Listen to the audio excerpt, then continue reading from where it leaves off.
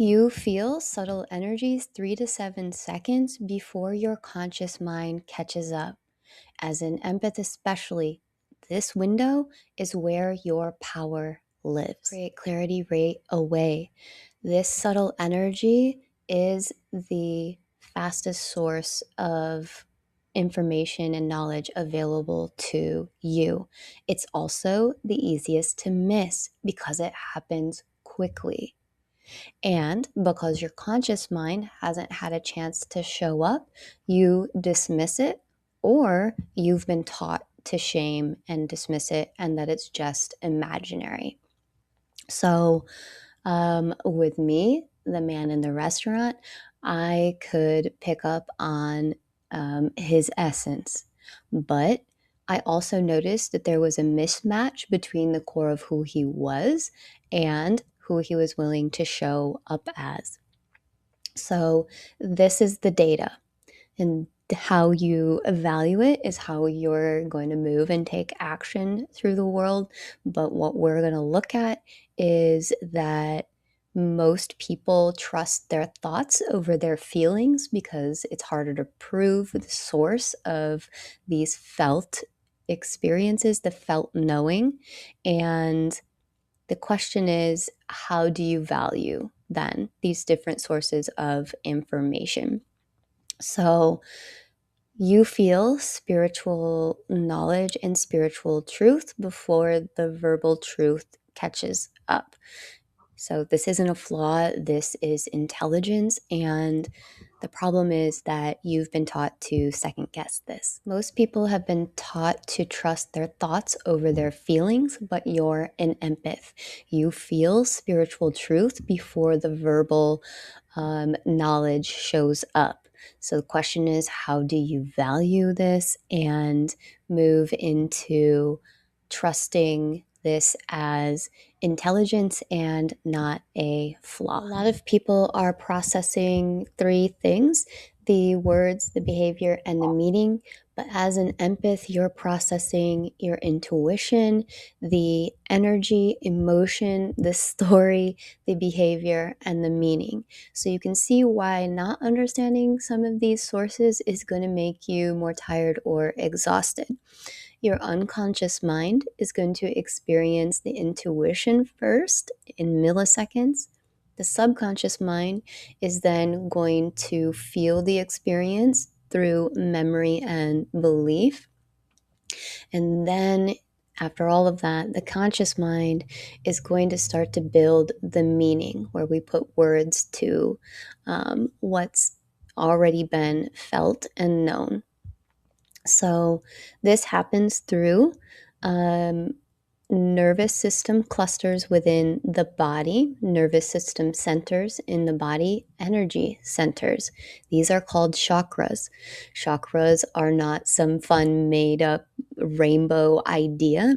The chakras actually align with neural clusters within the body as well as glands. That's important for an empath to understand because these energy centers, gland is what processes emotion. Your nervous system is what carries that information, that felt knowing of information, to the brain where we construct meaning out of it. So, your neural clusters and glands are what's going to pick up and receive those biochemicals. Biochemicals are the physical expressions of emotion, how a human has an emotional experience. These emotional experiences traveling through the nervous system to our processing centers in the brain is how we create meaning from those felt knowing and knowledge. As an empath, if you have ever said, man, something just felt off. Now, I know in my gut knows, my heart knows that something isn't right here. This isn't an imaginary, made up experience. This is real information moving through your nervous system to have a felt knowing. This is real information moving through your nervous system, and you're having a felt knowing. You're not broken. You're not too emotional. You're not too sensitive. You're describing real biological processes that you're still aware of. As an empath, it is also important to understand that everyone has a set amount of energy for daily processing, and a cognitive load is what can consume that set amount of energy. So, if you're listening to music while you're writing, you're consuming more energy because you have a higher cognitive load. If you have to make 5 decisions in the morning to get your family out the door, you've consumed more energy on making those decisions than somebody who just put on their shoes and left for the day.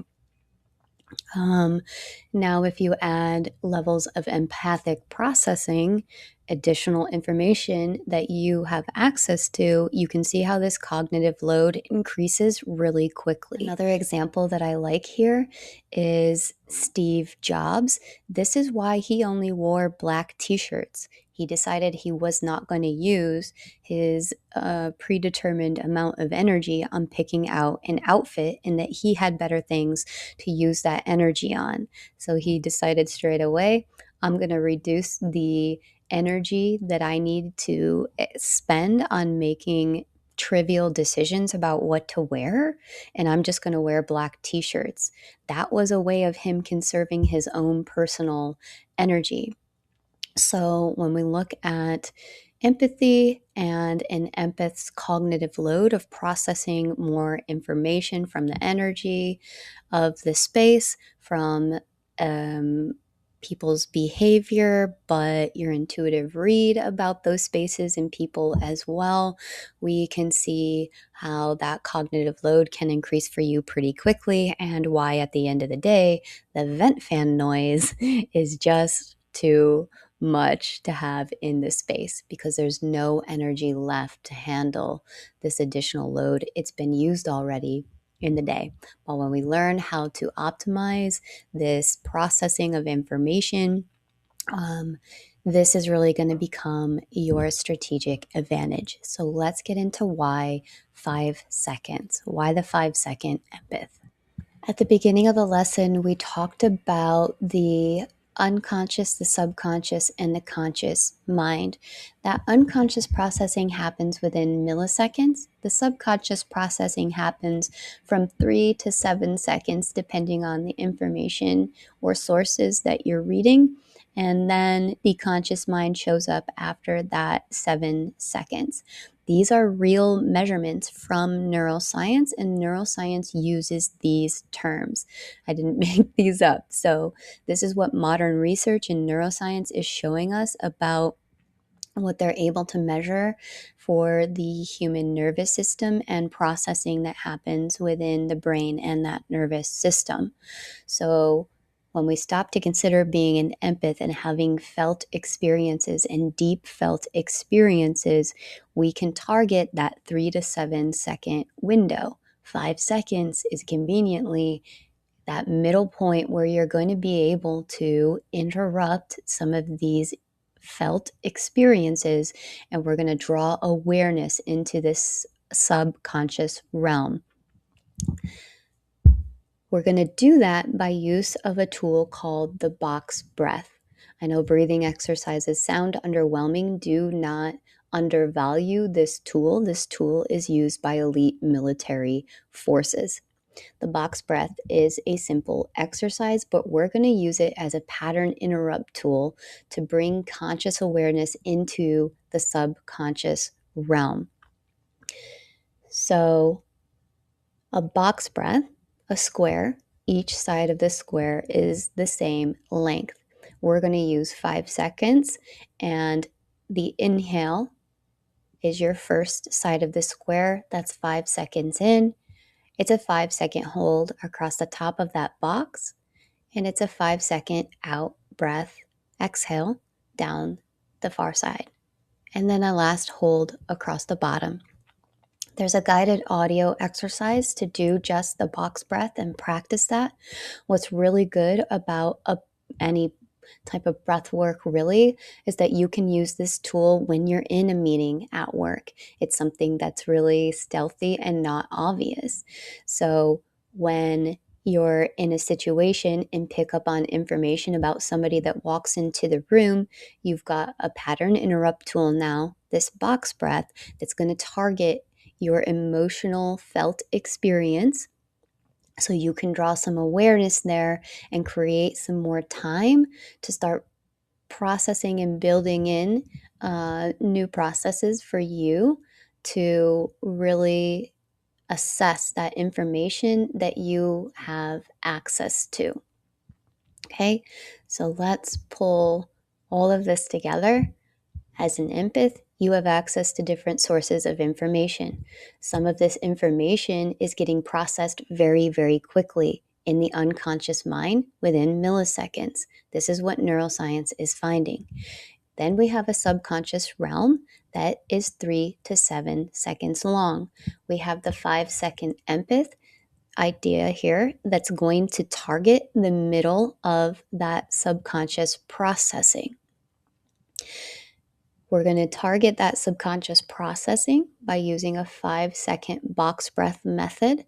And that's going to allow us to build more time into this area, but to pull in conscious awareness to your felt experience. Because you're an empath, we have more processing work to do in this subconscious realm, and being able to draw conscious awareness into this felt knowing and the felt knowledge that you have the ability to access is really going to create a strategic advantage for you. And in the next modules and lessons, we're going to start to implement new processes in this subconscious space so that you can really start to use and process all the information available to you as intelligence. And intelligence is information that gives us an advantage.